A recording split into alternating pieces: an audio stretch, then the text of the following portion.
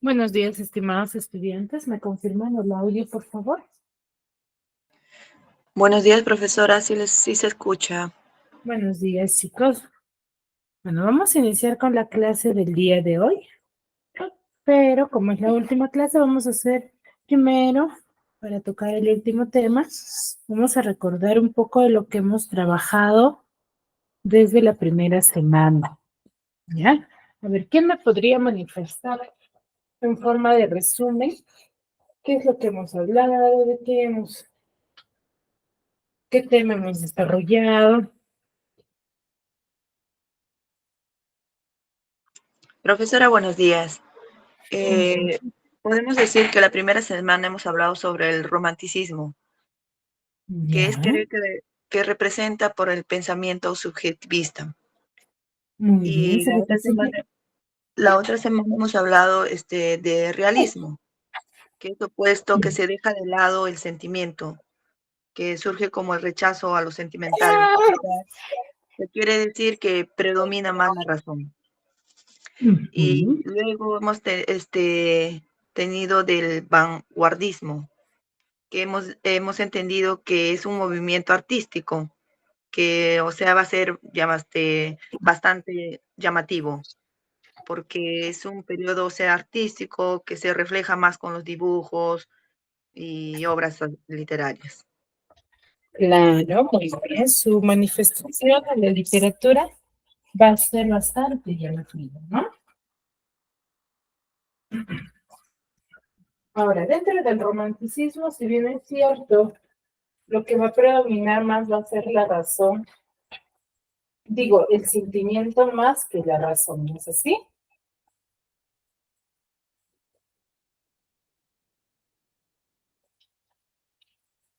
¿A quién tenemos como gran representante dentro del romanticismo?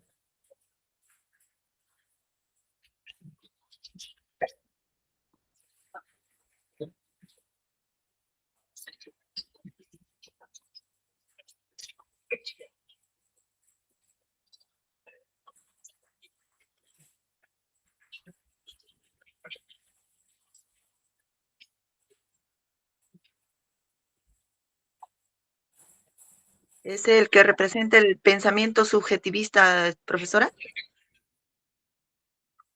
¿Quién es el máximo representante? ¿Quién representa o forma parte del romanticismo?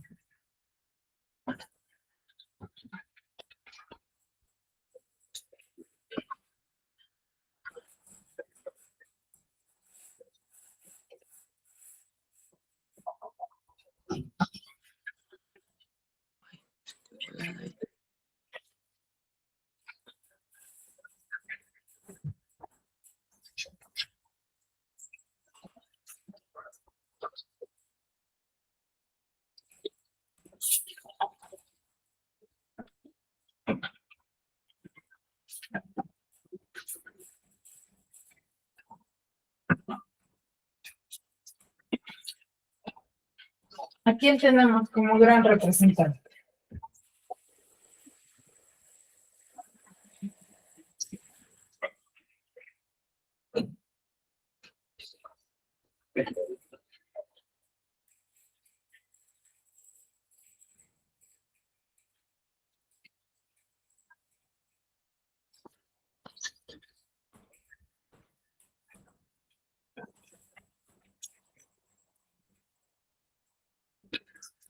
Gustavo Becker, profesora.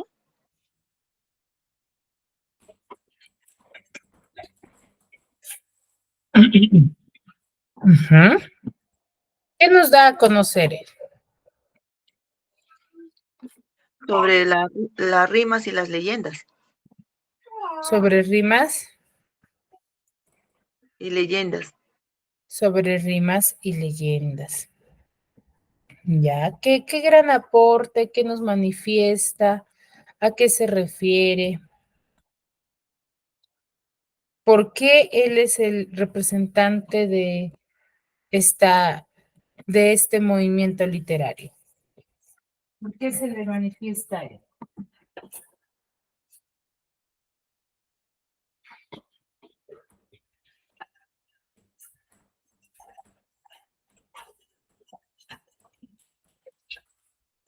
porque dominó tanto la prosa como el verso. Ya, ¿y por qué ello es significativo durante esta época?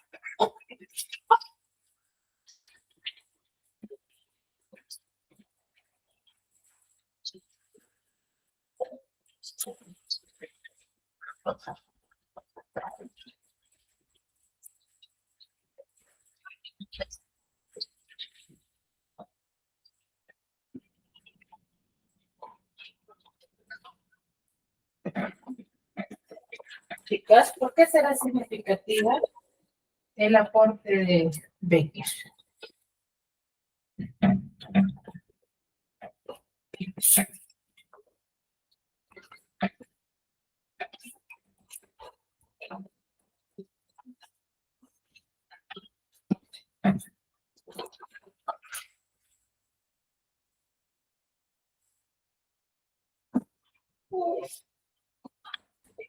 A ver, cuando nosotros hablamos del romanticismo, ¿sí? Nos localizamos en un aspecto histórico en el cual vamos a decir que surge en España, ¿no?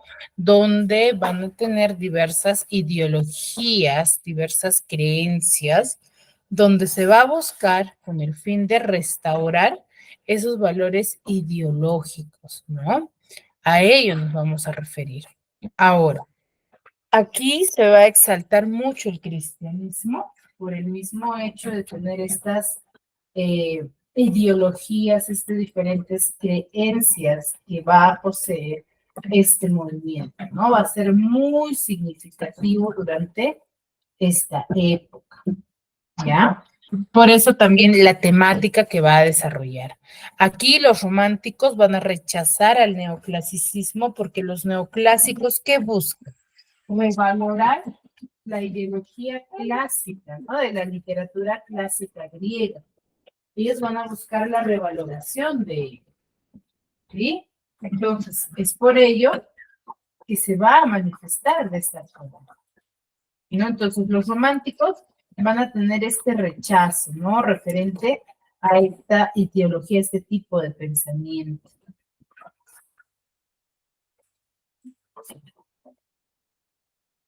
¿Sí? Entonces va a ser fundamental durante esta época.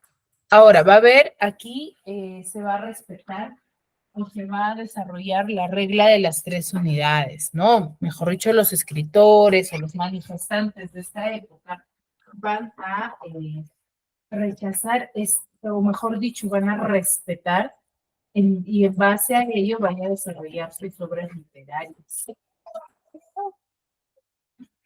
¿Sí? En base a estas reglas de las tres unidades, que es respetar el lugar, el espacio y el tiempo, ¿ya? Los románticos, como dijo su compañera, va a tener una característica muy fundamental que va a ser el pensamiento subjetivista. ¿Y en qué predomina este pensamiento subjetivista? A ver, ¿quién me podría manifestar? ¿En qué predomina este pensamiento?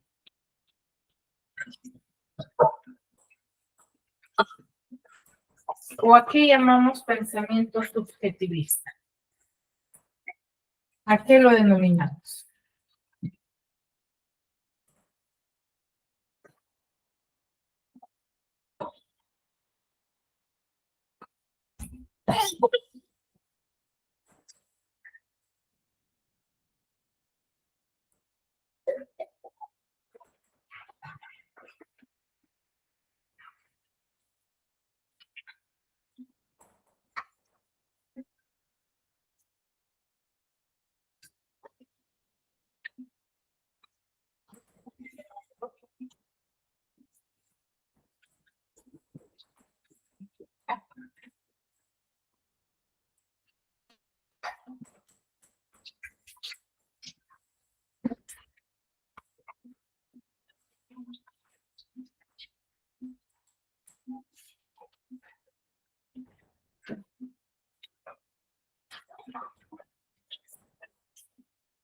Chicas.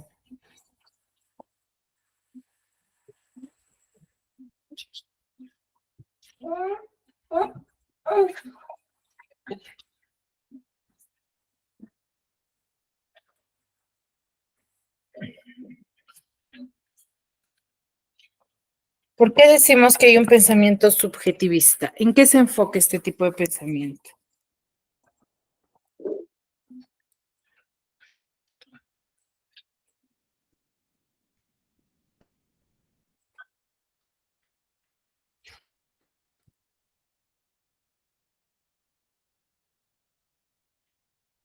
Profesora, puede ser que cada uno opine de su propia situación o perspectiva, dependiendo de dónde uno lo vea las cosas, ¿no? De percepción de la realidad, puede ser muy distinta a la otra.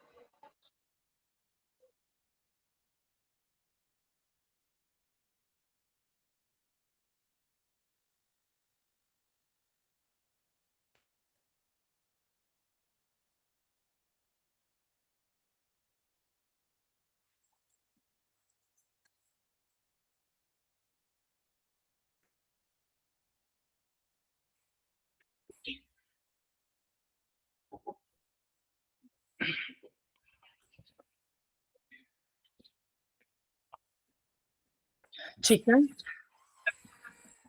Profesora, ¿me logró escuchar?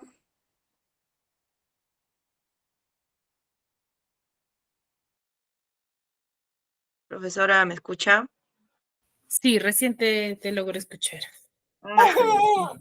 Hace rato lo dije, pero bueno, o sea, bueno, yo entendería que es de cada uno, o sea, de una persona que opina desde su propia situación o perspectiva, dependiendo de donde uno lo vea las cosas, ¿no?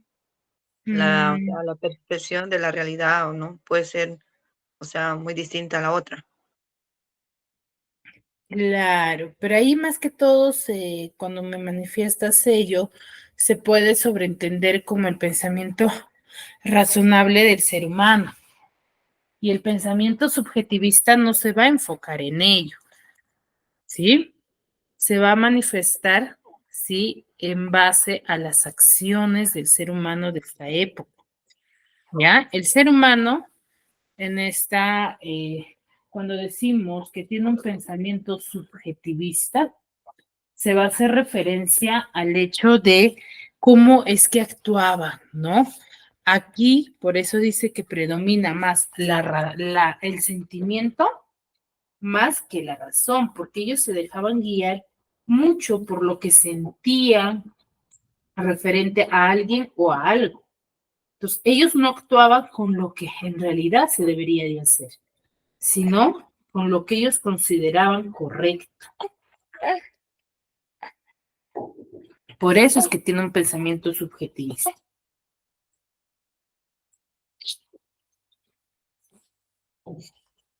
¿Me dejo entender?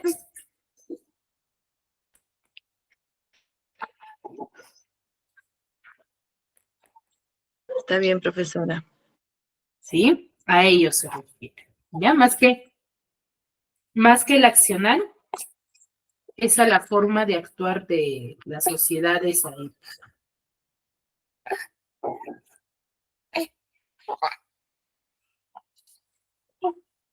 ¿Sí? A ello nos referimos.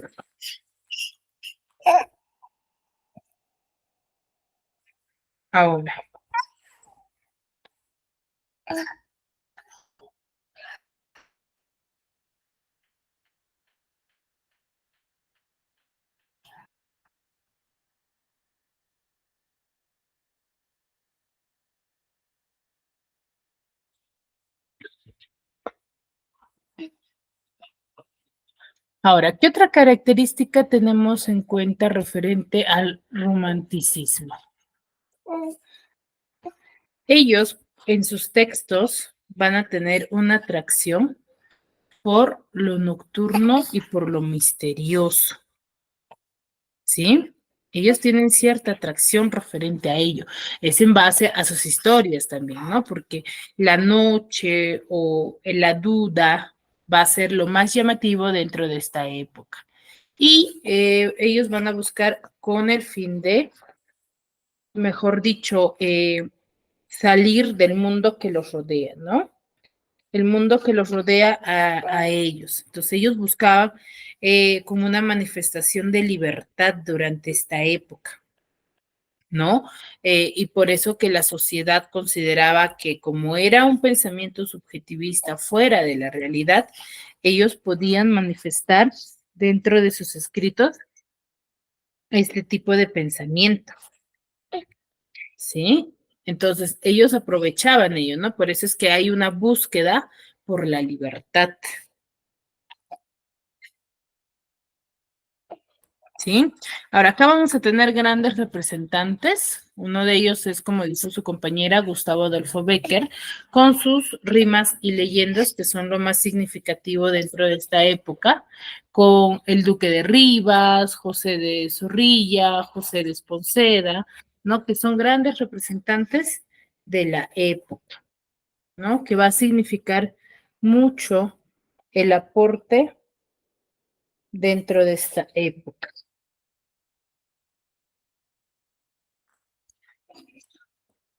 Gustavo Adolfo Bécquer va a ser uno de los grandes representantes que van a dar a conocer esta forma de pensamiento, ¿no? Por ejemplo, claramente se va a notar esta manifestación con su obra, que es la Ajorca de Oro, ¿no?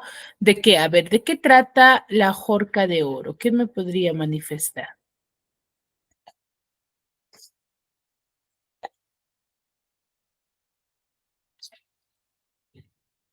Eso creo que hemos visto el video, profesora, que Ujú. que se trataba de un joven enamorado que termina robando ay, ¿cómo se llama? Que la jorca, creo, de oro que se encontraba en manos de la Virgen en o sea, en la catedral.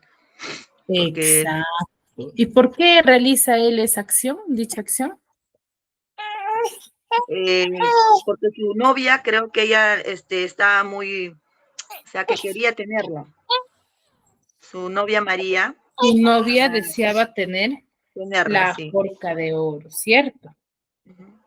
¿No? Entonces él, por complacerla, realiza esta acción,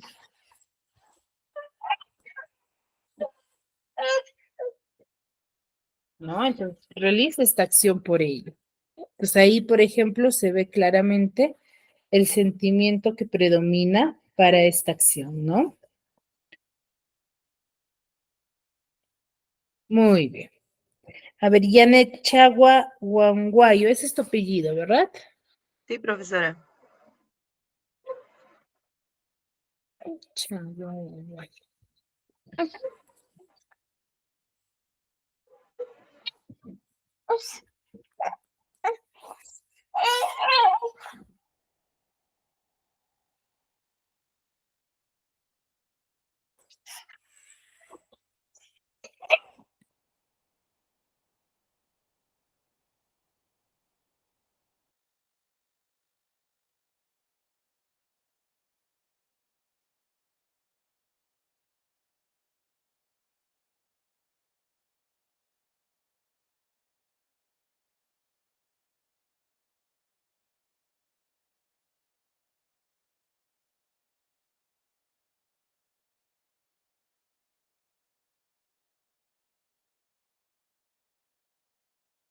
Muy bien. Y de ahí, el siguiente movimiento literario, ¿cómo lo denominábamos?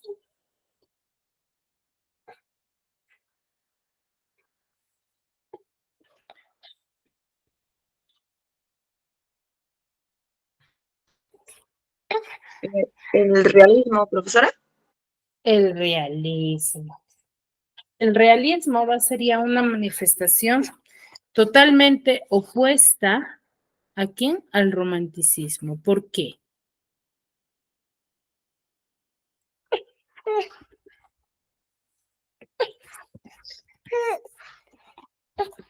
Es porque en o sea,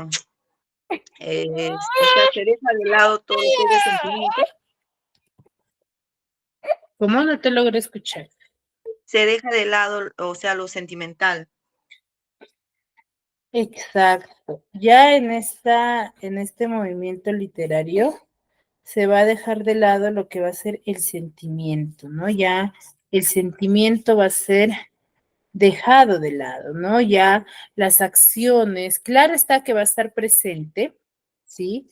Pero ya las acciones no se van a realizar en base al sentimiento, ¿sí? Sino más bien en base a la razón, ¿ya? En base a la razón. ¿Qué otra característica tiene el realismo?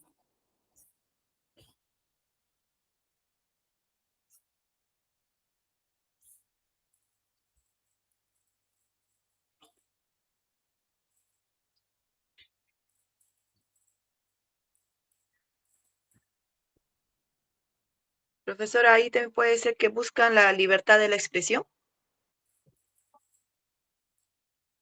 Busca la libertad de la expresión. ¿De qué manera?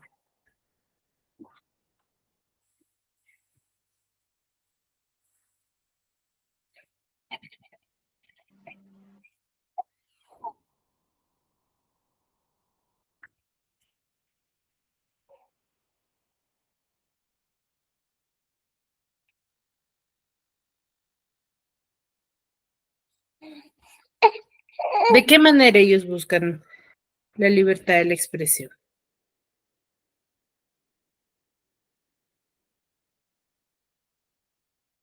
O sea, manifestando su forma de pensamiento. Ya, manifestando su forma de pensamiento. A ver, si teníamos a un romántico, o mejor dicho, una manifestación romántica, ¿cierto? El realismo ya va a ser un pensamiento razonable, que va a estar en base a la razón. ¿Ya? Ahí en las acciones no claro está que va a estar el sentimiento, el pensamiento subjetivista, pero ya no va a ser con la misma intensidad con la que se encontraba, ¿ya?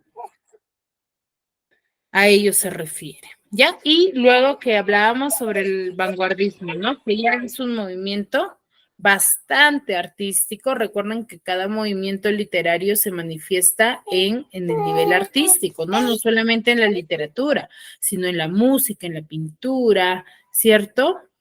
Y en la literatura, pero en el vanguardismo se va a notar mucho lo que es esa manifestación artística, ¿no? ¿Por qué? Porque sus escritos van a ser también de forma artística, ¿no? Van a ser simbólicas, que van a llamar mucho la atención, por eso es que va a resaltar mucho durante la época, ¿ya?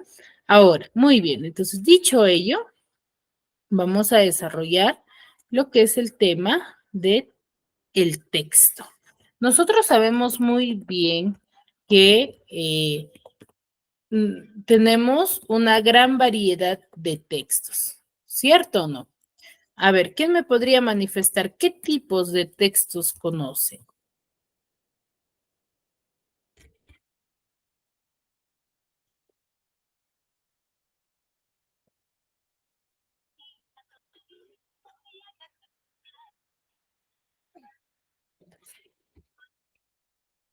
A ver, ¿qué tipo de textos logran identificar?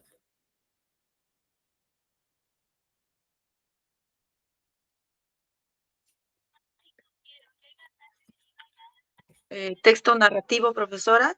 Ya, uno de ellos es el texto narrativo. Otro tipo, El texto instructivo. texto instructivo. El texto literario. Ya, el texto literario es parte del texto narrativo. ¿Son los únicos tipos de texto?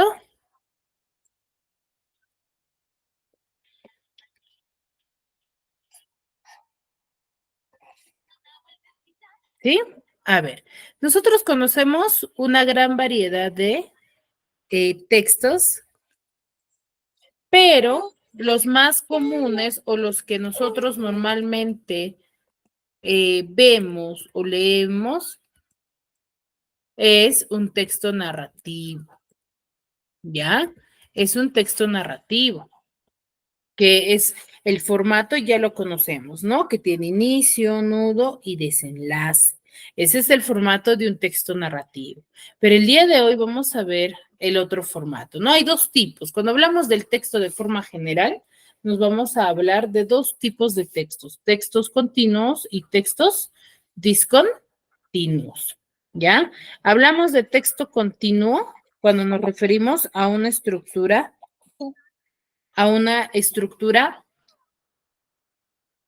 coherente, ¿ya? Una estructura común que nosotros conocemos, ¿sí? Ese es un texto continuo, ¿no? Dentro de ello va a estar el texto narrativo, ¿sí? El texto instructivo, que van a tener similar estructura, ¿no? Tienen una continuidad, ¿no? Se conoce con exactitud su formato. Pero dentro de los textos discontinuos vamos a encontrar, por ende, su nombre mismo lo dice, es discontinuo, ¿no?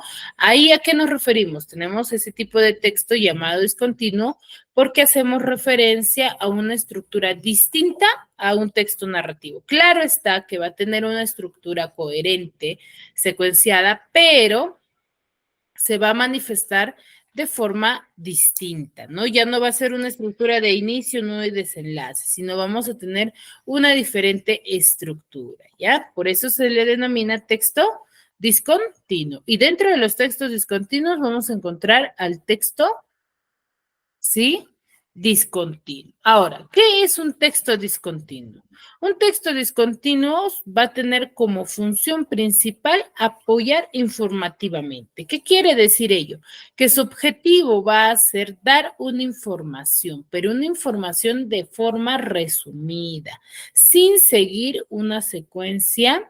Sí, claro está que sí va a tener que ser comprensible, pero no tiene una estructura que yo tengo que empezar de leer. Por ejemplo, un texto narrativo, debo de empezar por leer desde el inicio, si yo quiero comprender el texto, ¿cierto? Entonces, pero el texto discontinuo no te da una pauta de por dónde iniciar, ¿no? Por ejemplo, los textos de mapas, los diagramas o los formularios, ¿no? A mí me dan, por ejemplo, un mapa. Yo no me voy referente a analizar el mapa. A veces me llaman mucho la atención sus gráficos, los datos que se colocan. Entonces, no hay una estructura, o mejor dicho, no está estipulado de dónde o cómo iniciar, ¿no? Es en base a la necesidad del lector, ¿ya? Este tipo de textos va a tener ciertas características. A ver, ¿quién me ayuda con la primera característica?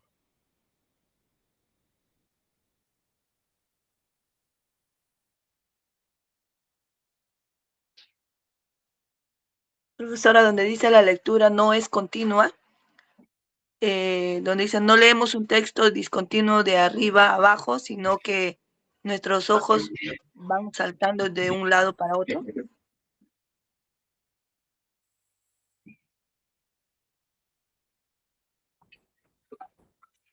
Te escuché bajito.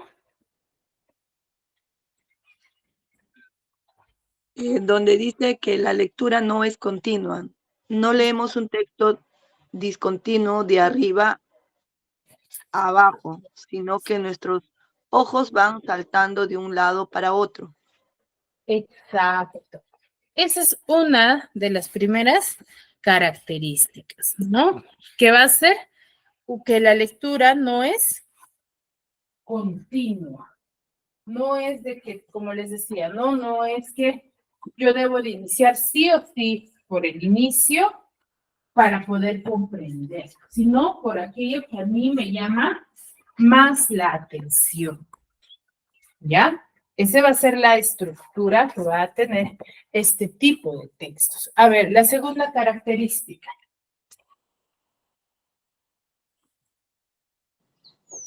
Son textos cortos.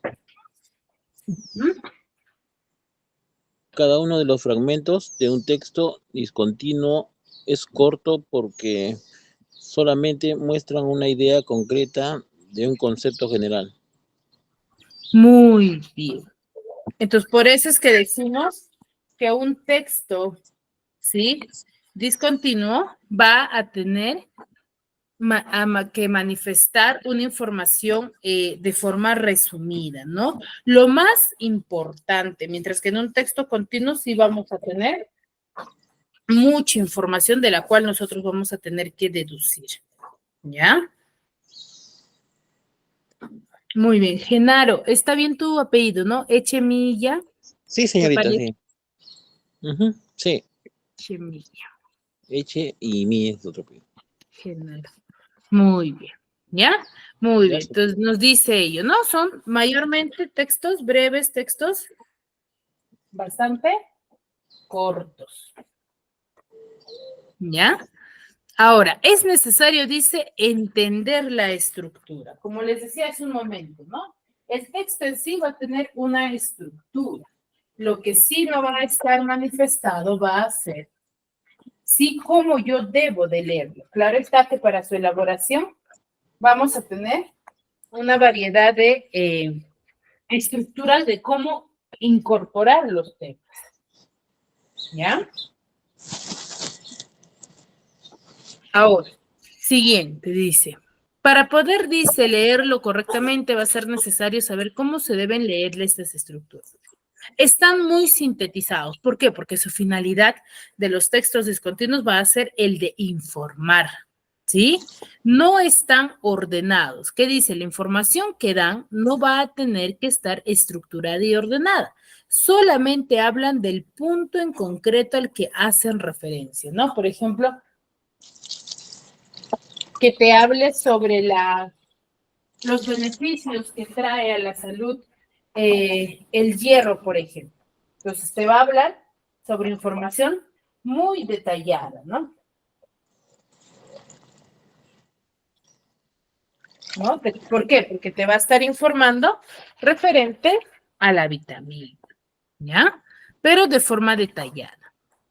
Ahora, ¿tiene una tipología textual? Sí, por ejemplo, ¿no? Los textos continuos son descriptivos, los narrativos, expositivos, argumentativos y los instructivos.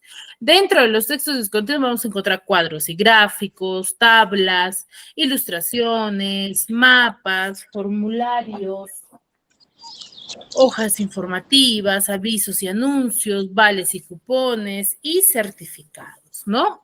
Uno de los tantos tipos de los textos discontinuos, vamos a encontrar a la infografía. La infografía es uno de los tipos de texto que nosotros vamos a hacer uso, ¿ya? ¿Qué es una infografía? La infografía va a ser una representación visual, ¿sí? Que nosotros vamos a usar dentro de nuestro día a día, ¿ya? En la cual vamos a combinar diversos tipos de recursos, ¿no? ¿Qué quiere decir? Elementos. Por ejemplo, vamos a encontrar fotografías, ilustraciones, gráficos, textos breves, dibujos, iconos y mapas. La mayoría de los textos discontinuos se van a caracterizar mucho por tener imágenes, ¿ya? Más que letras o más que información, van a contener imágenes, ¿ya? Y la infografía es uno de ellos, ¿no? Tipos de infografía. Vamos a tener una infografía informativa. ¿Cuál será el objetivo de una infografía informativa? A ver, ¿quién me puede manifestar? ¿Sobre información, señorita? ¿Por información?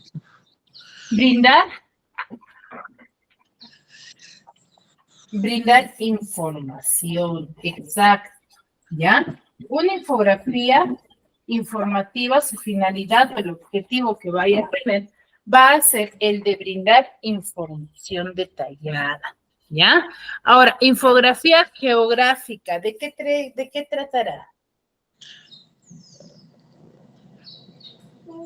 Los mapas, los... Exacto, dar una información, ¿sí?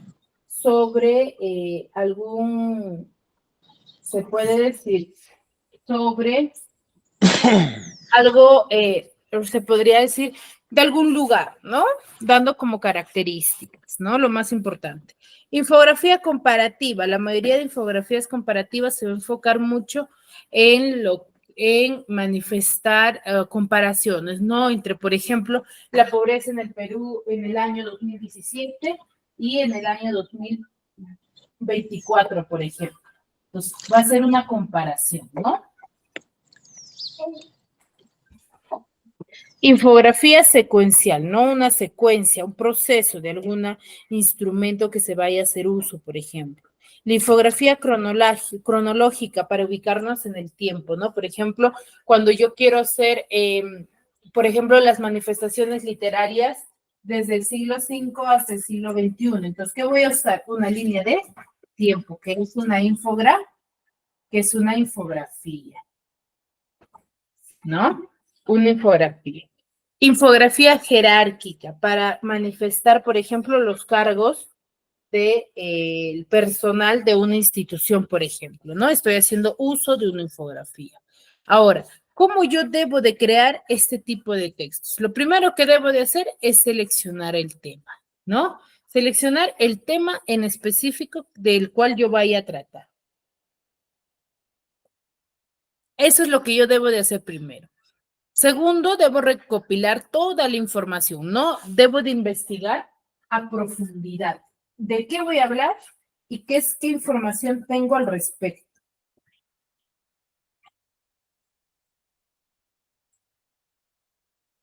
Eso va a ser lo primordial, ¿no? Porque en base a lo que yo recién informo, voy a poder realizar mi infografía.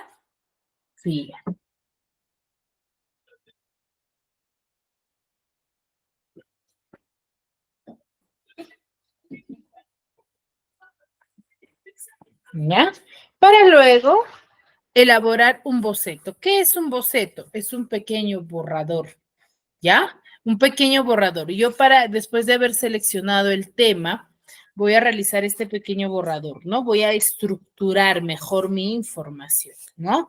Voy a definir los colores, el tipo de letra, qué imágenes voy a usar, ¿cierto? Y el formato del texto, ¿ya? Para luego escoger un programa de desarrollo, ¿no? Ahora que estamos en el boom de la tecnología, lo que nosotros mayormente ya no se hace manualmente, sino se le hace de forma digital, ¿no? Y vamos a encontrar un montón de plantillas dentro del Internet en el cual nos podemos apoyar, ¿no? Para luego plasmar toda la información, ¿ya? Una infografía va a tener este siguiente estructura, ¿sí? Vamos a tener un titular, un encabezado, variedad de textos. Dentro del cuerpo vamos a encontrar imágenes, gráficos, ¿no? Y finalmente el crédito y la fuente, ¿no? El titular siempre o casi siempre debe de ir en letras muy llamativas, bastante grandes, el cual sea atractivo y llame la atención del lector, ¿sí? ¿Por qué? Porque ustedes han visto, por ejemplo, esos anuncios publicitarios, pues bueno, esos anuncios publicitarios son infografías, ¿no? En el cual lo más llamativo es sus títulos, ¿no? Y muchas veces nosotros nos dejamos guiar mucho por el título, ¿no? Y nos cautiva la atención, el cual nosotros queremos hacer la lectura o queremos leer qué dice ese anuncio. ¿Sí? Entonces, esa es la finalidad. Ahora, el encabezado. En el encabezado siempre debe de ir o va siempre una frase, ¿sí? Resumida del tema el cual yo estoy desarrollando, ¿no? Una frase llamativa, ¿sí? Plasmamos dentro del encabezado. Y como ustedes se dan cuenta, la información que se plantea o el texto que se plantea dentro de la infografía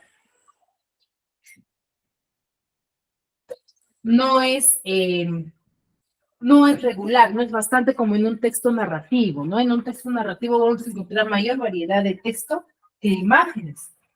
Mientras en un texto discontinuo, como ustedes ven, no encontramos variedad de texto, sino una variedad de imágenes, ¿no? Imágenes bastante llamativas referentes al tema al cual estamos tratando.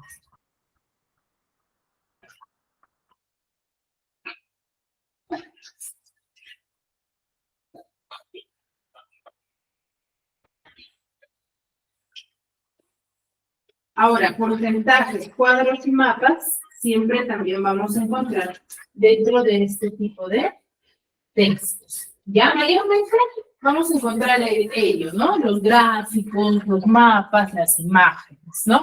Que hagan que cautiven la atención del lector, ¿no? Y eso va a ser significativo dentro de este tipo de textos. ¿Sí? Muy bien. Y la fuente, ¿no? La fuente, ¿quién lo hizo y dónde se publica? ¿No? Eso es fundamental. Como por ejemplo en un texto continuo, lo que nosotros tenemos es el autor. Entonces acá tenemos fuente y crédito, ¿no? Para poder identificar quién desarrolla esta infografía, este tipo de texto, ¿no? Para ello va a ser, ¿sí? Ahora, ¿qué más encontramos o cómo es? A ver, les voy a mostrar.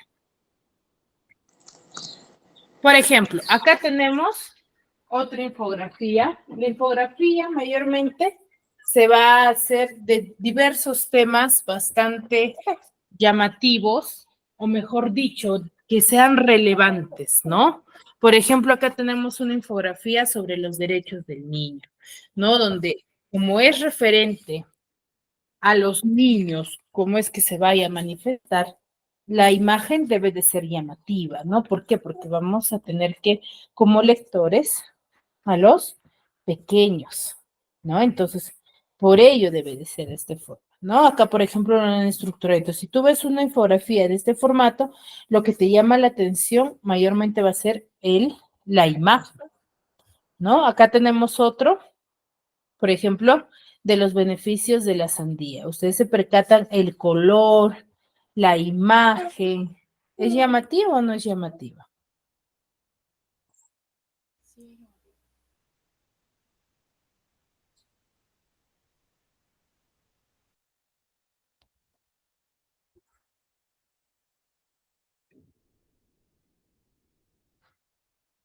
Chicos.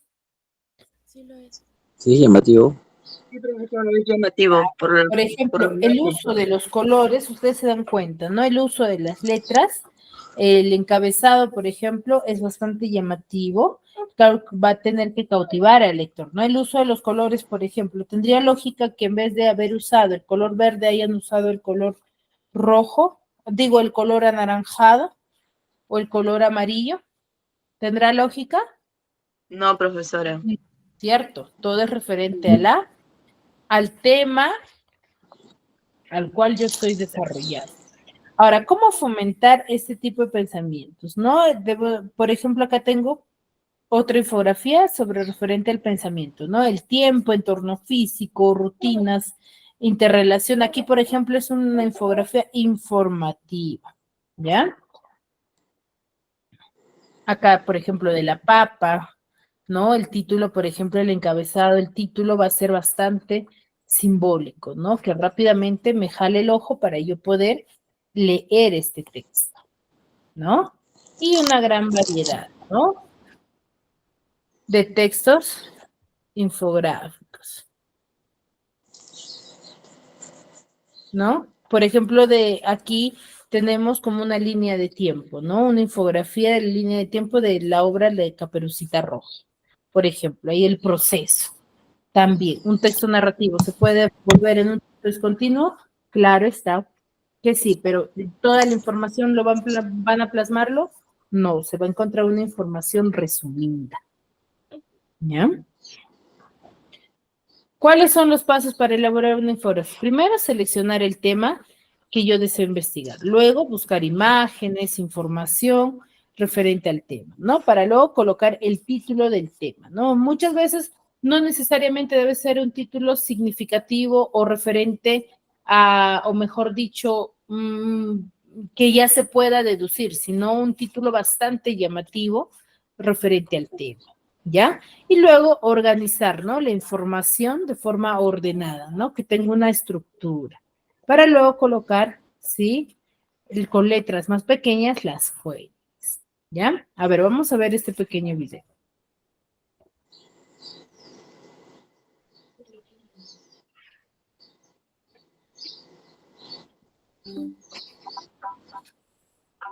Hola amigos, en este video vengo a hablarles acerca de lo que es la infografía, sus características y cómo construir una de manera sencilla. Así que si te interesa, te invito a quedarte en este video, que te suscribas a nuestro canal y nos ayudes a compartir y darle like a este video. Like.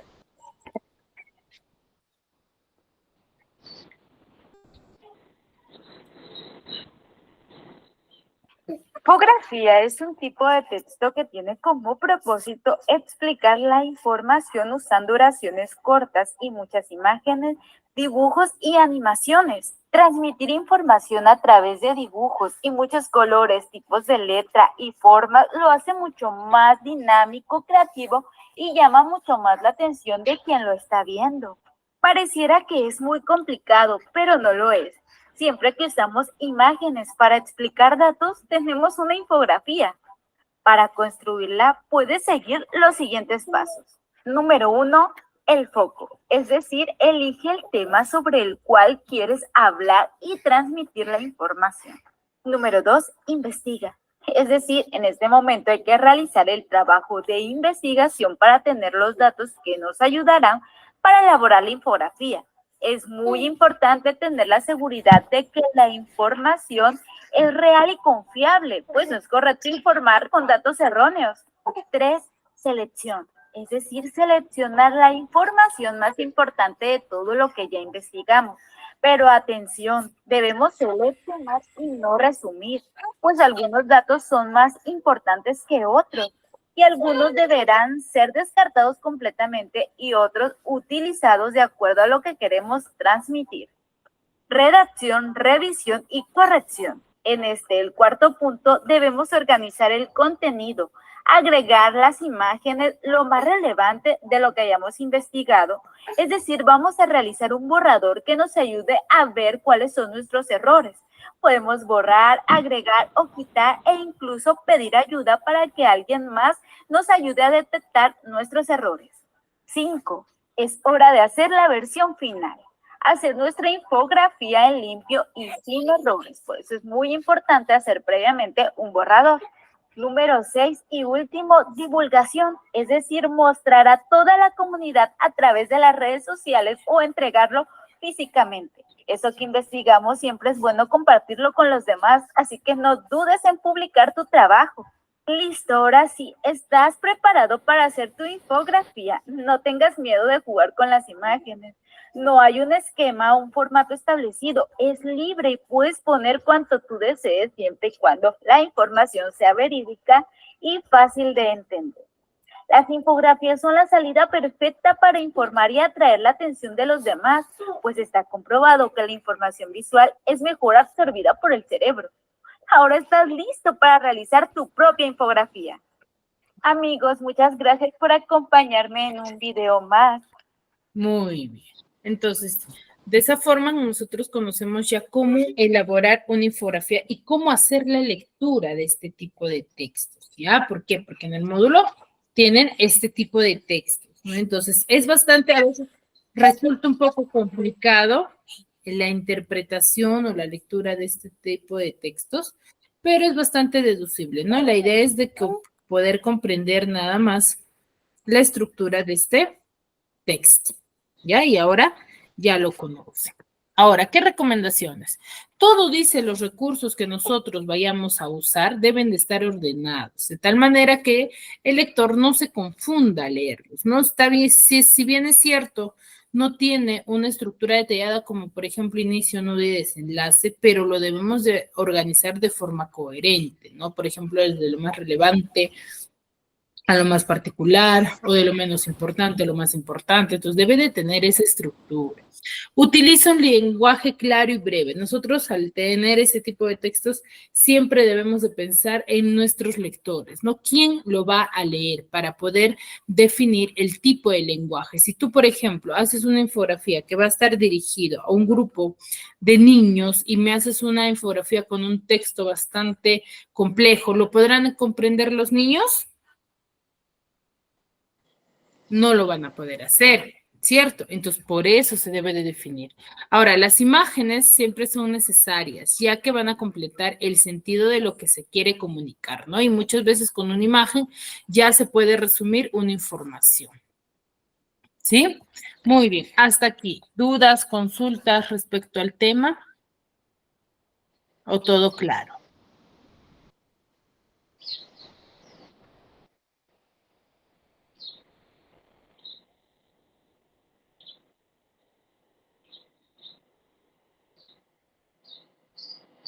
Chicos, ¿todo claro? Todo claro, profesora. Muy bien, entonces este es un tipo de textos muy frecuentes que nosotros vamos a usar, casi siempre lo vemos en anuncios, pero ustedes han visto que se puede hacer de un texto narrativo también, convertirlo en un texto discontinuo, pero la información ya va a estar de forma resumida. ¿Ya, chicos? Muy bien, si no hay dudas, no hay consultas, nos quedamos aquí, ¿sí? Y nos vemos en una siguiente clase. Cuídense mucho.